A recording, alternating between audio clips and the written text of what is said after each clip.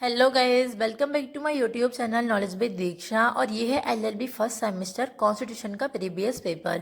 तो जो भी स्टूडेंट्स एलएलबी कर रहे हैं जिनका फर्स्ट सेमेस्टर है, ये उनके लिए वीडियो बहुत ज़्यादा हेल्पफुल रहने वाला है। इसमें जो वेरी शॉर्ट पूछा गया है वो प्रीएम्बल से रिलेटेड है। तो प्रीएम्बल से कभी कभी लॉन्ग में भी आता है, लॉन्ग में तो पूरा ही क्वेश्चन आता है और वेरी शॉर्ट में कभी कभी पूछा जाता है। तो आप प्रीएम्बल्स के सारे क्वेश्चन तैयार कर लें। उसके बाद संघवाद से आप क्या समझते हैं, फंडामेंटल राइट टू एजुकेशन और फंडामेंटल ड्यूटीज। तो ये हमारे रिपीटेड क्वेश्चन है, तो आप ये सारे क्वेश्चंस तैयार कर लें। उसके बाद शॉर्ट में पूछा गया है कि जो हमारा इंडियन कॉन्स्टिट्यूशन है वो अर्धसंघात्मक है या संघात्मक।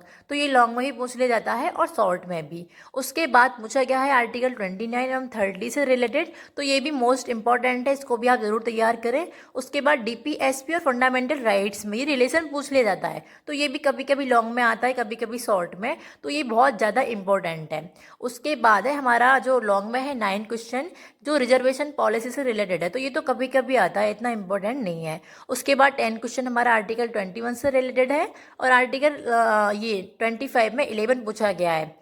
और जो हमारा 12 क्वेश्चन है पब्लिक लिटिगेशन से पूछा गया है। जो 13 है वो हमारा 19 आर्टिकल से पूछा गया है।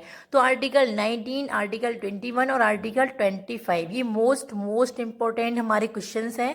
तो आप इनको एक को भी नहीं छोड़ना है, तैयार कर लें सभी को। अगर वीडियो अच्छी लगी हो तो लाइक करें और शेयर करें और चैनल को सब्सक्राइब जरूर कर लें।